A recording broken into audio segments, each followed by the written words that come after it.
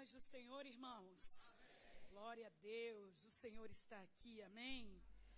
Já ouvimos Deus falar conosco de muitas maneiras, através dos louvores, através da palavra de saudação, enfim, Deus assim tem falado muito com a gente.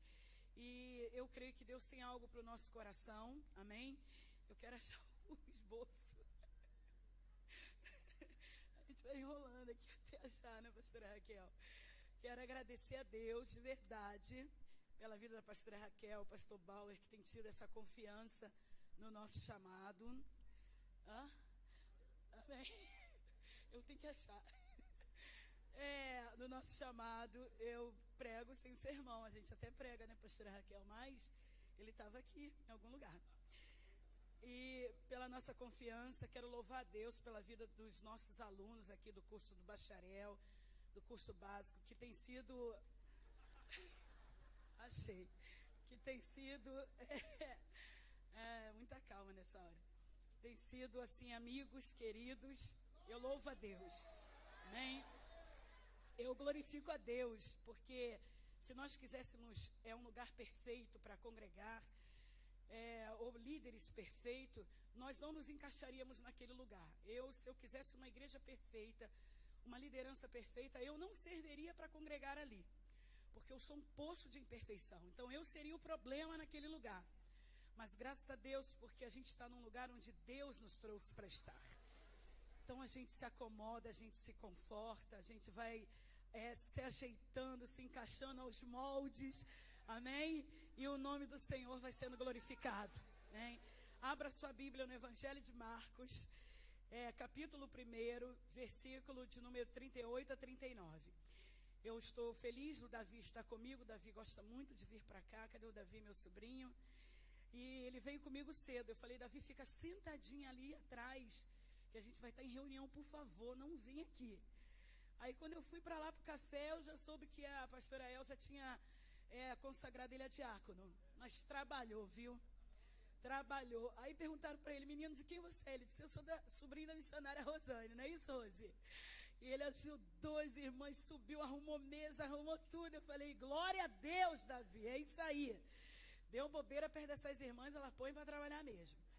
Capítulo 1, versículos 38 e 39 do Evangelho de Marcos. Um evangelho maravilhoso de se estudar também. E ele lhes disse, vamos às aldeias vizinhas, porque para isso eu vim. E pregava nas sinagogas deles por toda a Galileia e expulsava os demônios. Vou ler mais uma vez. E ele lhes disse, vamos às aldeias vizinhas, para que eu ali também pregue, porque para isso vim. Repita comigo assim, porque para isso vim. Diga, ele veio para isso também. Aleluia. E pregava nas sinagogas deles por toda a Galileia e expulsava os demônios. Pode tomar assento, glória a Deus. Foi assim uma coisa interessante. Quando eu soube que ia ser a inauguração da secretaria, eu falei, gente, eu quase mudei esse sermão. E tem muito a ver com o que aconteceu aqui hoje à noite, a inauguração dessa secretaria, graças a Deus, porque a Assembleia de Deus não fala mais de missões, nas Assembleias de Deus, missões é uma obra inacabada, mas Deus está trazendo isso para a gente, e que o nome do Senhor seja glorificado, viu, Priscila, na sua vida e na vida de toda essa equipe. É uma palavra do Senhor Jesus, esse mesmo contexto, que é o contexto da cura da sogra de Pedro, vai ser escrito pelo evangelista Mateus e pelo evangelista Lucas. Eles dois vão tratar quase parecido da mesma narrativa, que é a cura da sogra de Pedro. Mas eu gostei mais da narrativa de Marcos. Marcos trata com mais propriedade como é que isso aconteceu, por incrível que pareça, com uma riqueza maior de detalhe de Lucas e de Mateus. Mas a parte que me chama a atenção, quando eu leio o final da narrativa da cura da sogra de Pedro, é o versículo 38. Porque o que acontece? Jesus já vem de uma jornada de pregações, de curando enfermos, de expulsando demônios. Jesus teve um ministério muito dinâmico, um ministério muito maravilhoso, com muitas evidências de sinais, de cura. Ele era o Messias, ele veio para isso. Mas quando Jesus chega na casa da sogra de Pedro, na casa de Pedro, vão comunicá-lo que a sua sogra está enferma. Ela tem uma febre, Jesus então a cura da febre, ela se levanta curada, começa a servi-lo, mas acontece uma coisa do lado de fora. O povo começa a saber que Jesus está por ali, e eles trazem os seus enfermos, eles trazem os seus oprimidos, eles programam uma agenda para Jesus, uma agenda de cura, uma agenda de libertação, uma agenda de libertação de opressão. Jesus, diante daquilo ali, porque os discípulos vai chamar Jesus e vai dizer para ele, olha, achando-lhe disseram, todos te buscam. Quem é esse povo que buscava Jesus? Era um povo que precisava de libertação, de cura das enfermidades. Mas Jesus, muito bem focado para aquilo que ele veio, ele vai dizer, eu vou sair daqui, não nas minhas palavras, nas próprias palavras do Senhor, e ele lhes disse, vamos às aldeias vizinhas, porque para ali também, para que eu também ali pregue. É interessante porque Jesus, ele não está interessado naquela multidão, não que ele não quisesse curá-los, não que eles não quisessem libertá-los, mas Jesus não deixa que aquela multidão tire ele do foco da sua missão.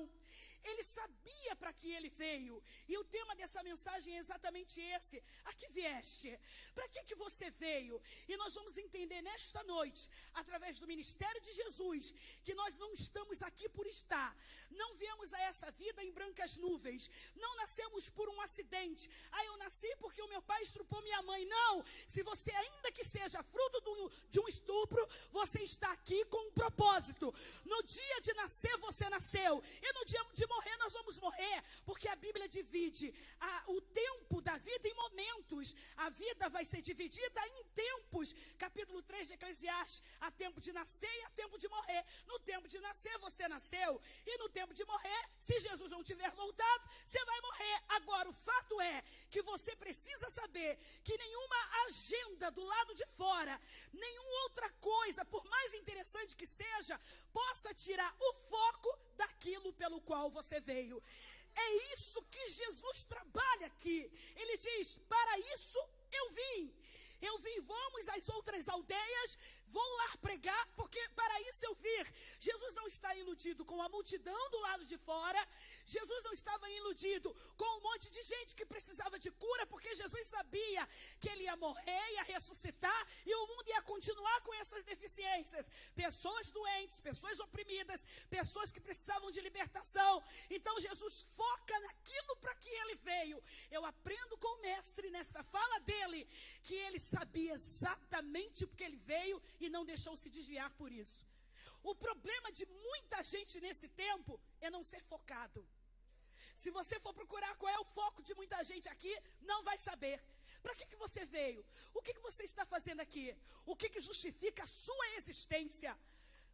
Os espíritas kardecistas, me permita mencioná-los, eles têm uma frase muito interessante que diz, da onde eu vim, quem eu sou e para onde eu venho. Essa frase deveria ser nossa.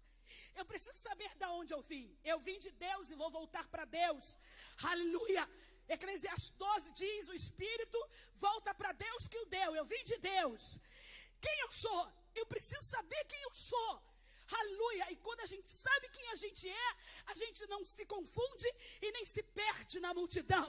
A gente tem um foco e caminha em direção a Ele. E para onde eu vou? Isso é muito interessante, mas por incrível que pareça, já está resolvido para onde eu vou.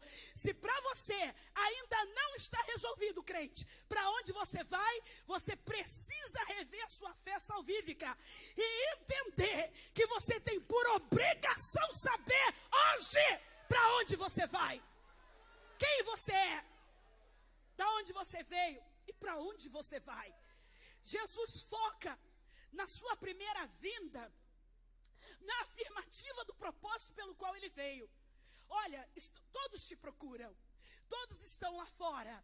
Ele diz, vamos para a Galileia, para pregar ali, nas aldeias, nas cidades vizinhas, porque para isso eu vim. Aleluia. Ele está bem focado.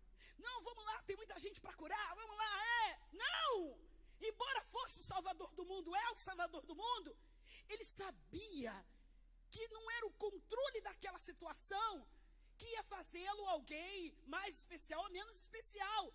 Ele tinha uma missão. Eu quero dizer uma coisa para a igreja nesta noite. Todas as vezes que a gente se envolve com outras coisas e sai do foco pelo qual Deus determinou para a nossa vida, a gente perde o embaraço, a gente se embaraça, a gente entra em situações difíceis. O diabo trabalha 24 horas para tirar você do foco, para tirar você da meta, para tirar você do objetivo pelo qual você veio. Ele, na sua primeira vinda, ele trabalha a sua agenda de uma maneira muito especial. Não estava disponível para atender às exigências de um povo, mas as exigências de Deus para ele, do Pai. Jesus estava focado no objetivo pelo qual ele veio ao mundo, e que não era só pregar, ou pregar por pregar, mas pregar com uma finalidade. Quando você vê Jesus dizer, vamos às cidades vizinhas, a Galileia, para pregar ali também, porque para isso eu vim, na primeira instância você vai querer dizer, Jesus está ansioso por pregar. Não! Jesus nunca pregou por pregar, nunca curou por curar, Jesus nunca fez nada por fazer. Tudo que Jesus fez durante o seu ministério estava debaixo da missão que ele havia recebido para fazer. Então, não é pregar por pregar, não é cantar por cantar, não é falar por falar, não é palestrar por palestrar. Tudo que eu faço deve estar debaixo de um foco de Deus para mim. E, sobretudo, um foco profético. Porque a missão de Jesus tinha um fim, tinha uma finalidade. Jesus não estava empolgado só por pregar. Não! É muita gente empolgada para pregar, me desculpe, pastora Raquel.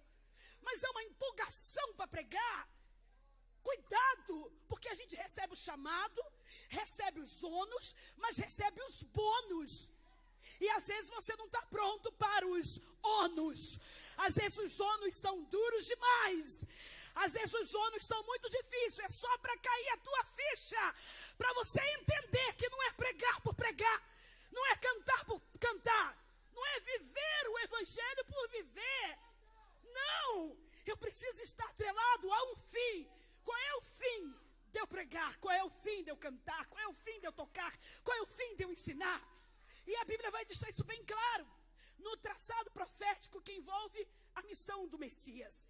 Capítulo 61 de Isaías, o profeta messiânico, considerado o quinto evangelho, porque com tanta propriedade ele fala do Messias, mais do que nenhum outro profeta dentro do Antigo Testamento. E no capítulo 61 ele vai dizer, o Espírito do Senhor Jeová está sobre mim, pelo que o Senhor me ungiu para. Eu amo a preposição para nesse texto, porque a preposição para indica finalidade. Ele vai dizer que o Senhor me ungiu para pregar, para libertar os cativos, para curar os enfermos, para anunciar o ano aceitável do Senhor, para ordenar aos tristes de Sião que lhes dê vestes de louvor por espírito angustiado, aleluia, que lhes dê ornamento por cinza. Tem um fim a finalidade do Messias, aleluia. E quando ele entra na sinagoga, é dado a ele por um servo o livro do profeta Isaías. Ele abre exatamente no rolo de Isaías e ele diz, hoje se cumpre as escrituras de Isaías a meu respeito. Assim diz o profeta Isaías, o Espírito do Senhor Jeová está sobre mim. Isso acontece logo que Jesus passa pelas águas, vai para o deserto ser tentado pelo diabo, sai do deserto sustentado por Deus, e aí ele entra na sinagoga. Ele ainda não tinha inaugurado seu ministério, mas antes de inaugurar o seu ministério, ele lê para lembrar todos qual era o fim da sua chamada. E o fim da sua chamada não era atender às exigências da agenda de um povo que queria Jesus porque queria, mas para pregar, curar, libertar cativos e anunciar o ano aceitável do Senhor. Isso estava bem resolvido no ministério de Jesus. Bem resolvido. Jesus, no seu primeiro advento, e o seu primeiro advento foi bem preconizado, desde o Antigo Testamento. Mas eu gosto de Ana, filha de Fenuel, da tribo de Asser, falando de Jesus. Ô senhorinha abençoada, viu, pastora Nilda? Ô senhorinha de bênção, é aquela Ana profetiza. Jesus nasce, e ele e Simeão são os profetas da época. Eles rompem com a áurea do silêncio profético. Simeão diz que Deus já poderia levá-lo em paz, porque ele tinha visto a salvação de Israel. E Ana, diz a Bíblia, que essa mulher tão piedosa, ela vai dizer a respeito de Jesus para todo o povo. Diz a Bíblia que ela anunciava, e sobrevindo a mesma hora ela dava graças a Deus e falava dele, a todos que esperavam a redenção em Jerusalém. Ela falava dele, a todos que esperavam a redenção de Jerusalém. Ela falava dele. Olha, o que ela falava dele? A quem esperava por ele, a quem estava aguardando por ele. Ou seja, Jesus tem um público, Jesus tem um público, Jesus tem uma gente esperando por ele, gemendo por ele. Aleluia! Jesus tem um público, um grupo, uma seara que precisa dele, que está na expectativa dele. E Ana falava a todos dele, do menino. Esse daí é o Redentor de Israel, é o Salvador da nação. Isso foi muito bem preconizado. Jesus, a missão de Jesus foi muito bem alinhada. Ela teve um alinhamento correto. Jesus não foi multiuso, Jesus não foi semelhante a bombril, 1001 utilidades, não. A missão de Jesus tinha um foco, e como disse o rapaz que acabou de cantar, aleluia, realmente lá no Gênesis, a família foi destruída, a serpente entrou no jardim, mas a gente não ficou no Gênesis, a gente ultrapassou o Gênesis, chegamos na plenitude dos gentios, como Paulo diz em Gálatas 4, e Jesus veio para restaurar as famílias do Brasil e do mundo. A agenda de Jesus está para nós, está para nós, está para nós, está para nós. Aleluia, aleluia. A Bíblia vai dizer de uma maneira especial, que ele vai dizer que foi dito dele na lei, nos profetas e nos salmos. Ou seja, era a divisão do Antigo Testamento naquela época. Só tinha lei, profetas e salmos. A lei continha toda a história, todo o Pentateuco, toda a história. Os profetas e os salmos, todos os escritos. Era a divisão da Bíblia hebraica daquela época. Ele vai dizer, olha, foi falado de mim na lei, nos salmos e nos profetas. Foi falado o que dele? Foi falado que o Messias viria. O Messias viria, o Redentor viria. Mas no seu primeiro advento, quando a gente olha para a agenda do ministério de Jesus, para que ele veio, a gente precisa compreender algumas coisas. Seu primeiro advento foi respaldado pelo Pai. Para que ele veio? Ele veio com uma missão. Ele diz, para isso eu vim. Mas ele não veio por vir. Ele veio respaldado. Porque melhor do que saber para que você veio, é saber quem te respalda, irmão. Paulo vai dizer para a igreja de Corinto, aleluia, mas Deus é quem nos unge. Então a gente precisa saber, nessa batalha espiritual, diaconisa Priscila, para a instituição do trabalho missionário, vão haver muitas guerras, é claro, mas você precisa saber para que veio, quem está te respaldando, aleluia, glória a Deus. Claro que você tem a bênção de ter seus pais abençoadores, 2 líderes potenciais, mas no mundo espiritual a gente precisa saber quem nos respalda, em nome de quem eu estou aqui. Isaías 6:8, depois de ter visto aquela visão maravilhosa do trono de Deus, ele ouve a voz, então, da Trindade dizer, a quem enviaremos, ou quem há de ir por nós? Ele diz, eis-me aqui, envia-me a mim. Em outras palavras, ele quis dizer, eu estou aqui, mande-me ir. Era importante para Isaías ir mandado por alguém. Isaías poderia dizer empolgado, eu estou vendo o trono, eu vi o trono, eu vi serafins, eu fui tocado com uma brasa do altar, olha, só eu vou. Não, Isaías queria ir sob um respaldo. Mande-me ir, eu estou aqui, eis-me aqui, envia-me a mim. Isso traz uma lição para a gente muito grande, para a gente não entender que a gente veio, mas a gente não veio solto. A gente precisa estar respaldado.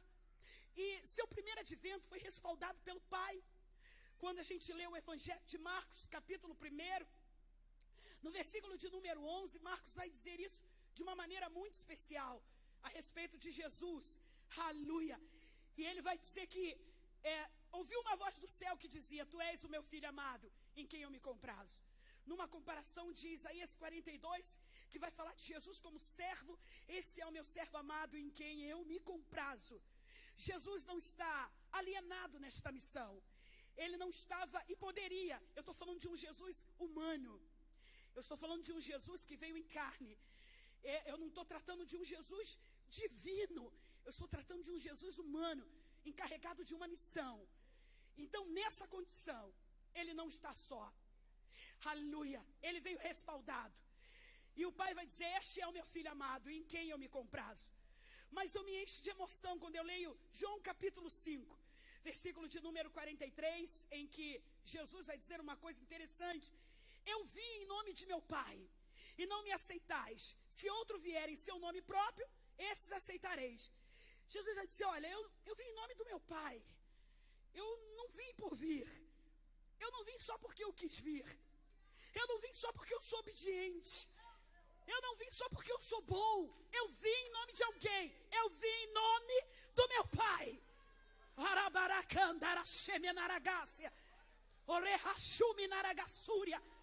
Capítulo 7 do Evangelho de João. Aleluia. Me emociona mais ao ler esse texto. Clamava, pois, Jesus no templo, ensinando e dizendo: vós me conheceis e sabes de onde sou. Eu não vim de mim mesmo. Quanta gente que está querendo vir de si mesmo. Quanta gente que está querendo vir em nome de um título. A teologia é muito boa, irmãos, mas a Bíblia não é teológica. Quem inventou a teologia foi a gente. A Bíblia é a palavra de Deus. A Bíblia é a palavra de Deus, pastora Raquel. A teologia, como a sociologia, a arqueologia, é mais um estudo. É um estudo sobre Deus. Quem inventou a teologia foi a gente. Deus nos deu a palavra dele, a Bíblia Sagrada.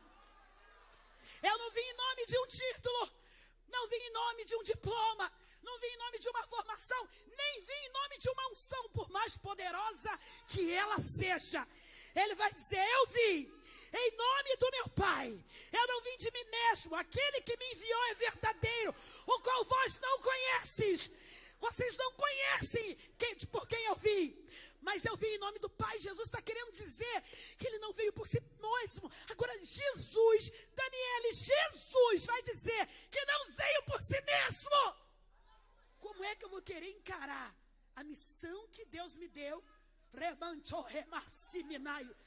como se eu tivesse vindo por mim mesma? O sangue de Jesus tem poder.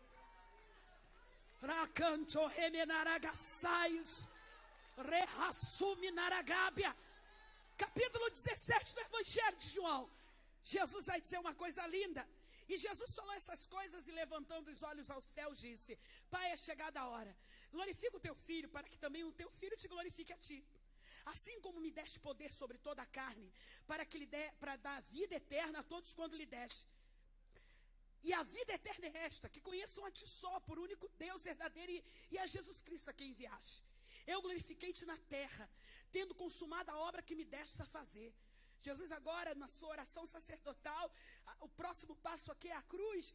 Ele vai dizer: agora glorifica-me com aquela glória que eu tinha contigo antes da fundação do mundo. Eu tinha uma glória, eu me despojei dela para vir. Porque o interesse de Jesus era apresentar o Pai para os homens também. Quando Jesus vem, ele vem enviado pelo Pai, em nome do Pai e para a glória do Pai. Aleluia. Marcos 1:11. Este é meu filho amado, a quem eu me comprazo. Marcos 1:11. Enviado pelo Pai. João 5:43. Eu não venho em meu nome. Ele vem pelo Pai, em nome do Pai. Aleluia. João 7:28. Ele diz que não vem de si mesmo. Ele vem para a glória do Pai. João 17:1-4. Ele se despoja da glória para que o Pai fosse glorificado. Agora ele reivindica a glória de volta, porque a obra já está sendo consumada. Jesus vem pelo Pai, em nome do Pai. Jesus é enviado pelo Pai. Que coisa tremenda. Jesus não veio por vir. Não é uma multidão lá fora que vai fazer o ego de Jesus crescer. Cadê Jesus? Cadê Jesus? Vamos para Galileia. Vamos para a cidade vizinha, porque para isso eu vim.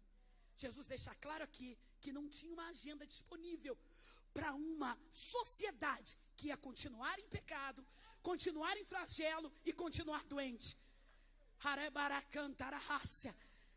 Jesus estava disponível para cumprir a missão que o Pai havia lhe dado. O ministério de Jesus foi muito bem definido pelo que ele veio. Ele não veio só pelas evidências. Por isso que as evidências não me empolgam. As evidências não podem nos empolgar. Se nós vivermos das evidências, a nossa missão vai ser desfocada. Que Jesus curou, que Jesus libertou, que Jesus batizou com o Espírito Santo, ok, não quero nem saber, eu sigo.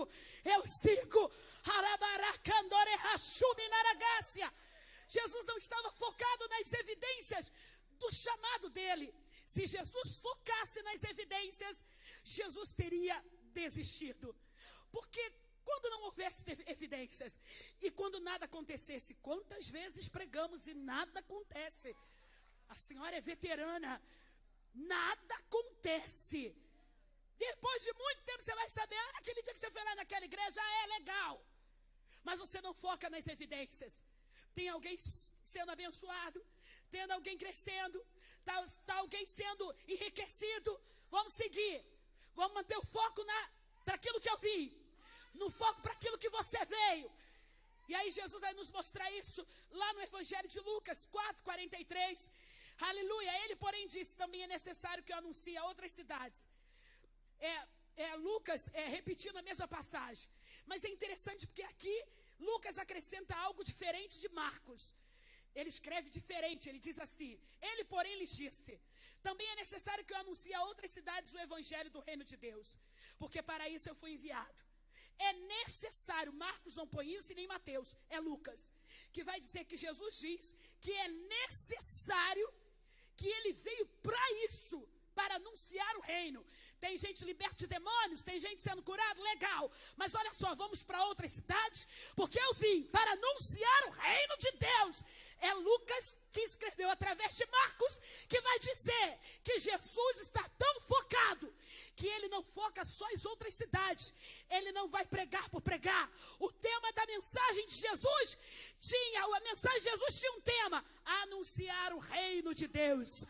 Aleluia! Para um povo que estava debaixo de reino, para um povo que conheceu vários reinos, para um povo que saiu de debaixo de dinastias, como de Babilônia, como dos medos, dos persas, dos gregos, agora dos romanos. Jesus diz: eu vim para anunciar o reino é esse, o reino de Deus. Jesus não percebe as evidências. Quem se prende às evidências, sai do foco.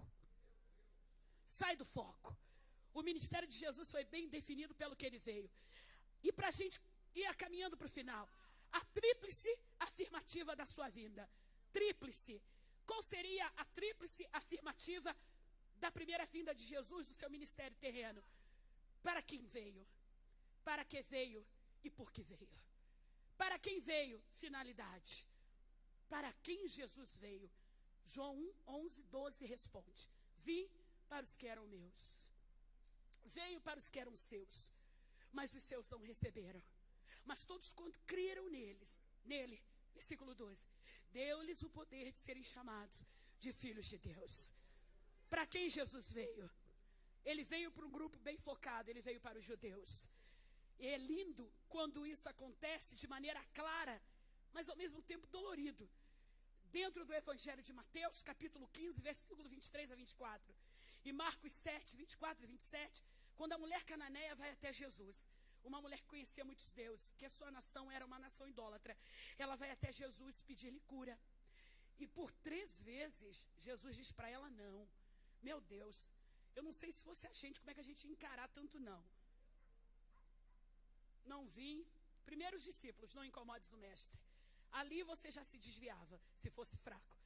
Esses obreiros de Jesus estão preparados não para receber os pecadores, os oprimidos, os endemoniados. São os discípulos que barram ela. Ele não incomodes o mestre. Eu não vim.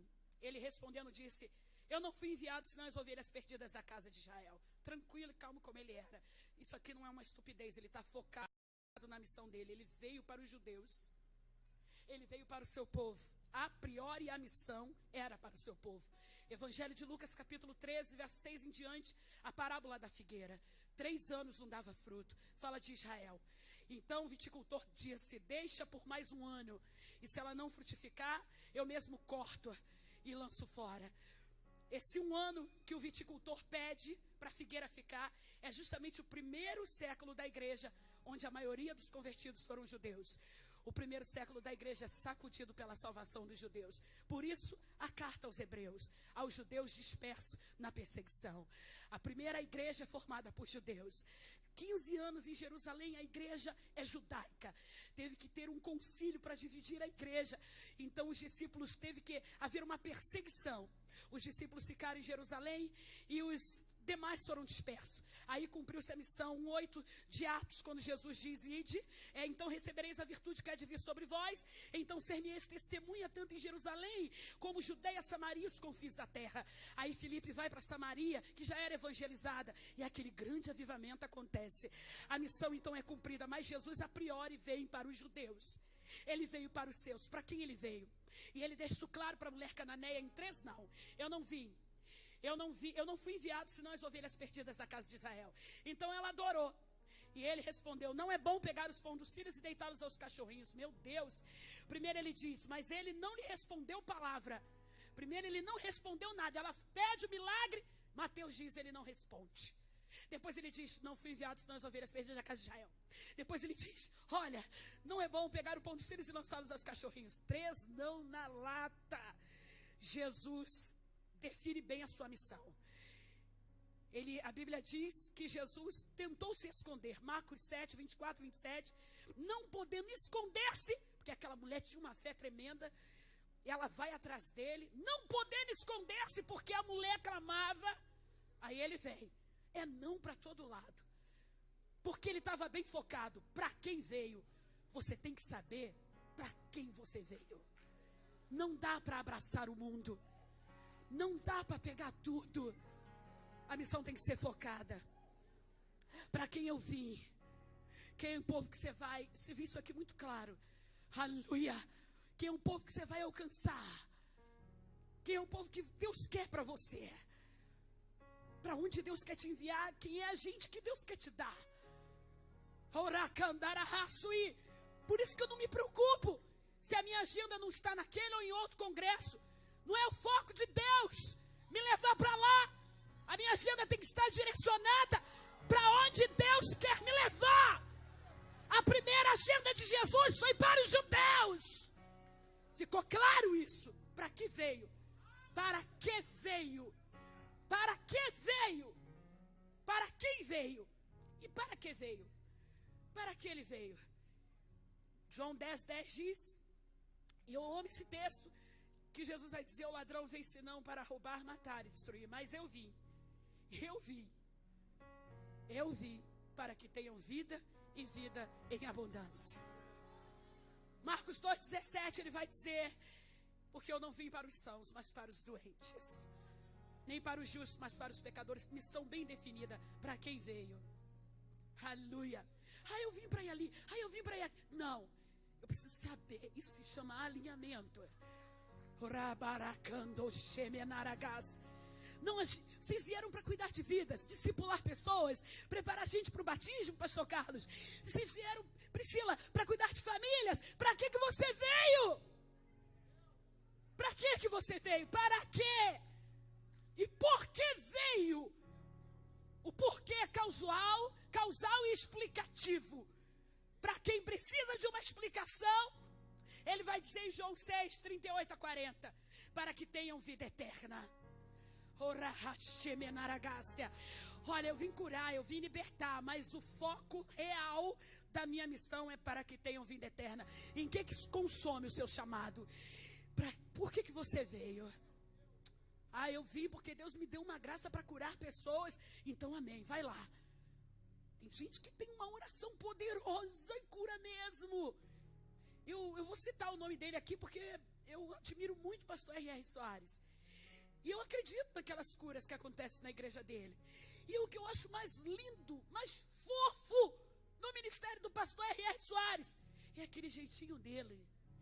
Nós vamos fazer uma oração agora. E você vai receber a cura. Pai, em nome de Jesus, põe a mão no seu coração, ele diz. Põe a mão na sua enfermidade. Nenhum barulho, nenhum movimento. Claro que a gente é pentecostal, até o osso é diferente. Mas mesmo assim, aleluia. Aleluia. Os sinais acontecem. Eu conheço gente que foi curada naquele lugar, gente da minha família. Jesus sabia por que veio. Vamos lá pregar, porque para isso eu vim. Ele estava focado. Ele tinha uma razão, ele sabia dizer. Se perguntassem a ele, por que você veio? Eu vim para que tenham vida eterna. Eu curo, eu liberto, eu expulso demônios, mas o meu foco é esse, é que a humanidade tenha vida eterna. Quando sabemos para que viemos, e eu termino aqui, como o Senhor Jesus, Deus dá as evidências. Não precisamos nos preocupar. João é preso. João Batista entra numa crise interior incrível e vai lá e diz para os discípulos dele, pergunta se ele é o Cristo ou devemos esperar por outro. Porque João foi se meter com a família de Herodes que Deus mandou. Mas João é preso, a cabeça dele ia ser cortada. Ele manda uma mensagem pelos discípulos dele. Os discípulos chegam lá. Mestre, João mandou perguntar se tu és o Cristo, o Messias, o enviado, ou devemos esperar por outro. Eu acredito que calmamente é que Jesus dá essa resposta. Calmo, sereno e tranquilo. Diz a João. Vai lá e diz a João. Glória a Deus. Os coxos andam.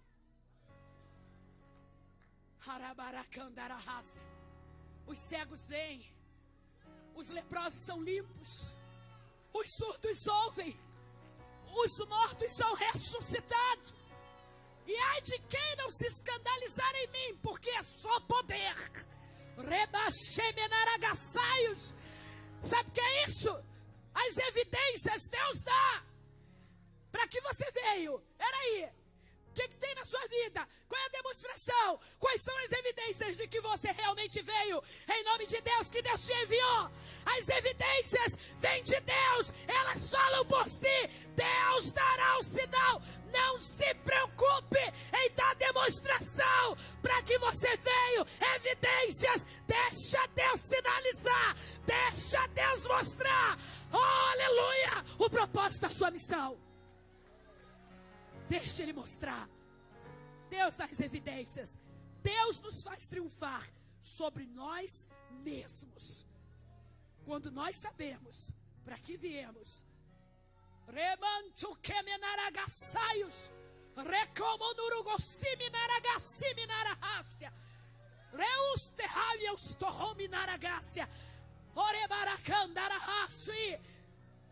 Jesus aí viveu um momento de luta no Getsemane.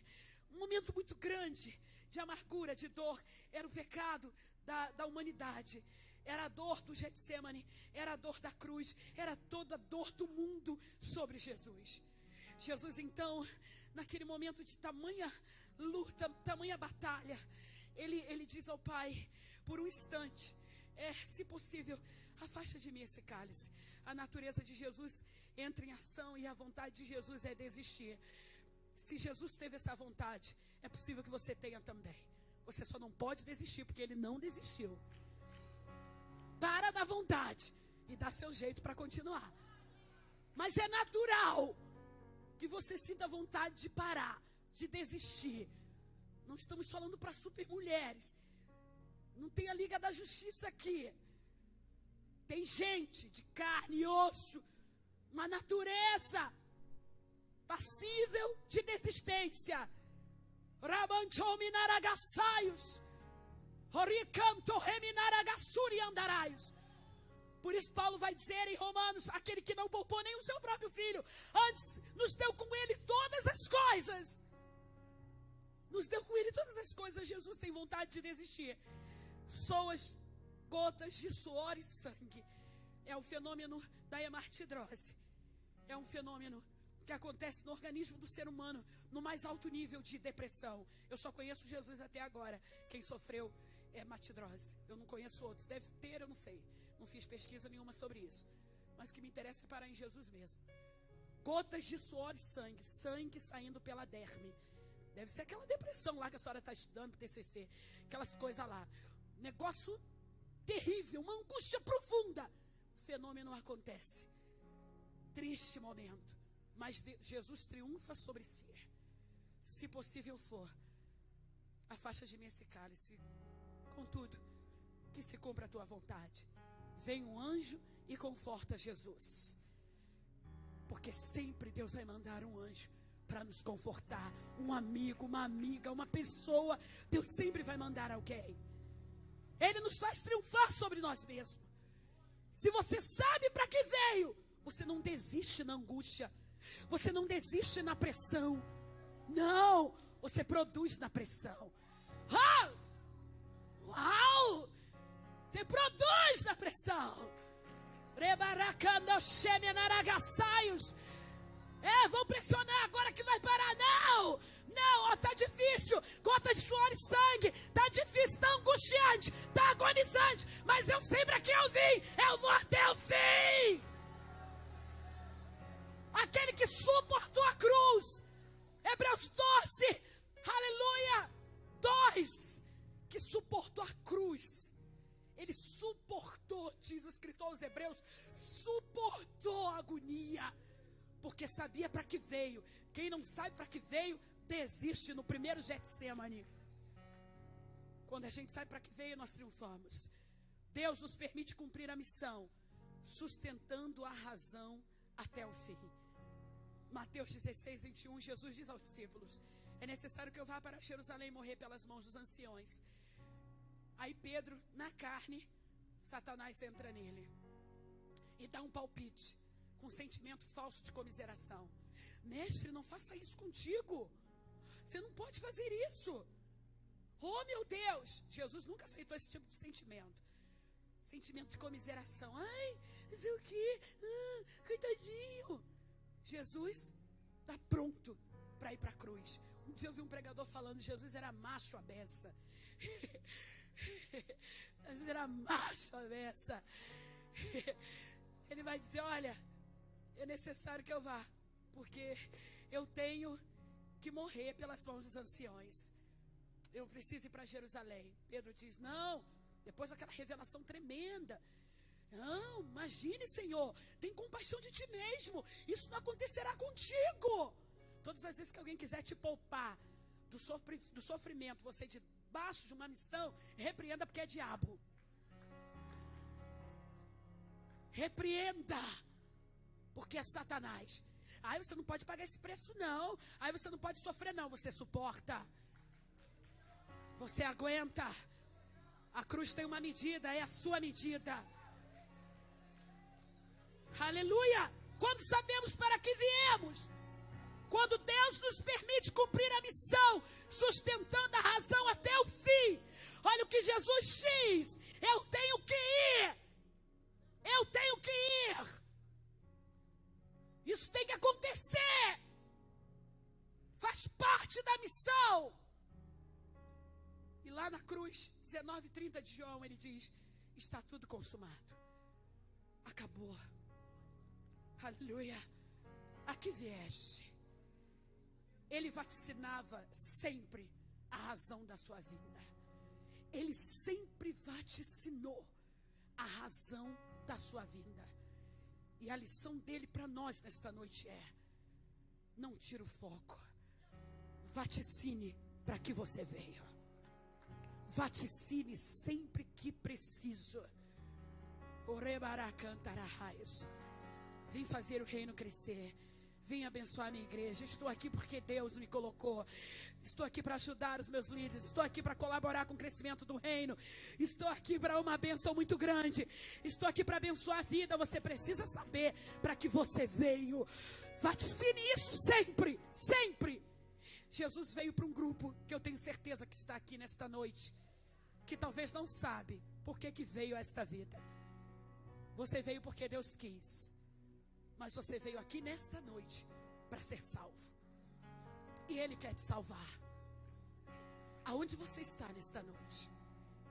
que não sabe por que veio aqui. Ah, porque me convidaram. Ah, porque eu gosto dessa igreja. Mas ainda não foi alcançado por Jesus. Vamos resolver isso nessa noite. Eu quero orar por você junto com esta igreja. Aonde você está nesta hora? Que quer dar a sua vida para Jesus, para conhecer a sua missão nesta vida ao lado dele. Aonde você está? Eu não vou insistir no apelo. Eu já vou passar para a pastora Raquel. Mas aonde você está? Vem até esse altar, nós vamos orar por você. Eita, cara, vem mesmo. Aleluia. Glória a Deus. Vem entender sua missão nessa vida. Vem entender. Vem entender para que você veio. Amém. Vem ali uma senhora. Onde está mais uma vida aqui para o Senhor? Irmã, eu preciso entender a minha missão nesta vida. Mas a sua primeira missão é ser salvo. Aleluia, onde você está, que quer entregar sua vida a Jesus nesta noite? Eu quero, irmã, eu não quero mais ficar nesse mundo. Eu não quero mais viver assim, longe desse Deus de vocês. Eu quero entregar minha vida para Ele. Faça assim com a sua mão. Cadê você? Eu quero orar por você. Nós queremos orar. A partir de hoje você vai ser salvo. Ah, como é que é para ser salvo? É facinho ser salvo. Se você crer no teu coração e confessares com a tua boca que Jesus Cristo ressuscitou entre os mortos, então você é salvo. Vem ser salvo, porque Ele veio para isso. Ele veio para te dar vida eterna. Aonde está a próxima pessoa? Não resista não. Não fica irresistente no banco, endurecido não. Sai rápido, vem, sai do seu lugar. Vem rápido entregar sua vida para Jesus. Eu passo para a pastora Raquel. Aleluia. Que Deus abençoe esta igreja. Lembre-se como mestre, para que você veio.